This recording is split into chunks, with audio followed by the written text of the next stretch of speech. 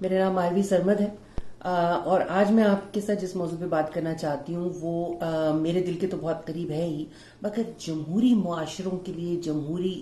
طرز حکومت کے لیے وہ بہت ضروری ہے، اور وہ ہے ملک میں پارلیمان کا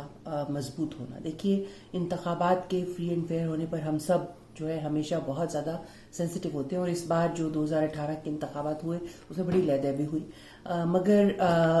دو انتخابات کے درمیان کیا ہوتا ہے یہ بھی اتنا ہی اہم ہے، بلکہ شاید کچھ زیادہ اہم ہے۔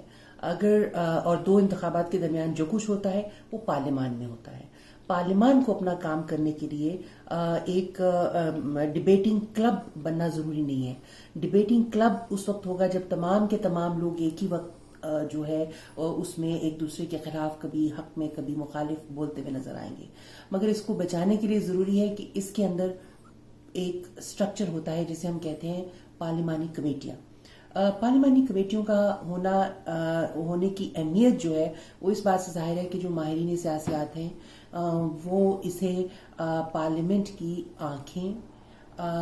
کان، بلکہ دماغ تک کہتے ہیں۔ جو پارلیمانی کمیٹیاں ہوتی ہیں انہیں کہا جاتا ہے دس از پارلیمنٹ ایٹ ورک۔ جو پارلیمان کا سیشن ہوتا ہے جسے آپ دیکھتے ہیں ٹی وی کے اوپر، اس کو کہا جاتا ہے دس از پارلیمنٹ ایٹ ایگزیبیشن، کہ جو پارلیمنٹ ہے اپنے آپ کو جو دکھاتی ہے تو وہ ہال میں ہوتا ہے، مگر جو پارلیمنٹ کام کرتی ہے وہ کمیٹیوں میں ہوتا ہے۔ کمیٹیوں کا کام اس لیے بھی بہت اہم ہے کہ کمیٹیوں کے اندر ہی جب بھی کوئی قانون بنتا ہے تو صرف ہال میں جو آپ کا چیمبر ہے، پلینری ہے، وہاں پر تو صرف قانون پیش ہوتا ہے، اس کے اوپر جتنی بحث ہوتی ہے، گفتگو ہوتی ہے، جتنا اس کا جائزہ لیا جاتا ہے اور اس کو پاس ہونے کے لیے جو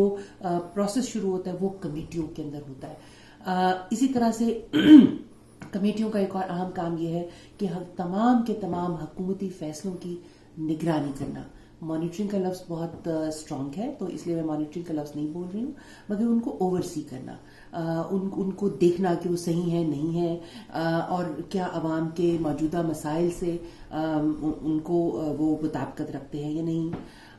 اور یہ دونوں کام انتہائی اہم ہیں اور پارلیمنٹ کے بنیادی کاموں میں سے ہیں۔ اب جب کمیٹیاں ہی نہیں ہوں گی تو یہ کام نہیں ہو سکیں گے۔ تو انفارچونیٹلی مجھے یہ جو عمران خان صاحب کی کیبنٹ ہے، ان کی حکومت ہے، انہوں نے اپنے اس طرز عمل سے یاد دلا دی ہے مشرف کے طرز حکومت کی، کیونکہ مشرف کے طرز حکومت میں جب دور حکومت تھا اس میں پہلے 3 سال تک کمیٹیاں نہیں بنی تھیں، اور پہلی بار کمیٹیاں جو بنی تھی اس وقت جیسی تیسی بھی دور تھا پارلیمان کا، وہ اس کے 3 سال گزر چکے تھے، اور آخر میں ان کو کمیٹیاں تبھی بنانی پڑی جب انہوں نے 17ویں امینڈمنٹ کرنی تھی اور اس قسم کی مختلف چیزیں کرنی تھی، اور اس وقت تک انہوں نے زیادہ تر فیصلے جو ہے وہ آرڈیننسز کے ذریعے کیے تھے۔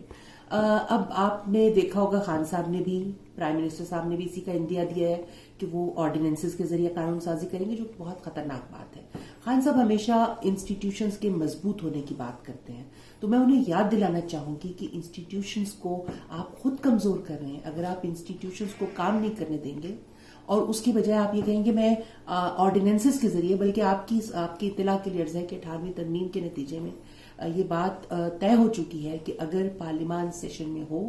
تو اس وقت اگر کوئی آرڈیننس آئے گا تو وہ غیر قانونی اور غیر آئینی ہوگا۔ لہٰذا اس کا مطلب یہ ہے کہ آپ انتظار کریں گے کہ پارلیمان کا سیشن ختم ہو اور اس کے بعد آپ آرڈیننسز لے کے آئیں۔ تو میں یہ سمجھتی ہوں کہ یہ اس طریقے سے جمہوری نظام جو ہے وہ مضبوط نہیں، کمزور ہوگا، اور آپ کے اس خان صاحب سے مخاطب ہوں کہ آپ کے اس طرز عمل سے جو ادارے جو ہیں وہ مضبوط نہیں، کمزور ہوں گے۔ تو میرا یہ خیال ہے کہ آپ اگرچہ آپ یو ٹرنز کو اتنا برا نہیں سمجھتے ہیں، بلکہ سمجھتے ہیں کہ اس سے وہ ایک بڑی لیڈرشپ کی نشانی ہے، لیکن اس قسم کے یو ٹرنز جو ہیں وہ آپ کے لیے تو مطلب خطرہ ہیں یا نہیں، مگر ملک کے لیے بہت بڑا خطرہ ہے، اور عوام کے لیے جن کی سنوائی اور کہیں نہیں ہوتی، صرف پارلیمان کے اندر امید ہوتی ہے کہ ان کے مسائل پہ بات ہوگی۔ لہٰذا میں یہ سمجھتی ہوں کہ اس حکومت کو ہوش کے ناخن لینے چاہیے اور اس پہ سنجیدگی سے سوچنا چاہیے۔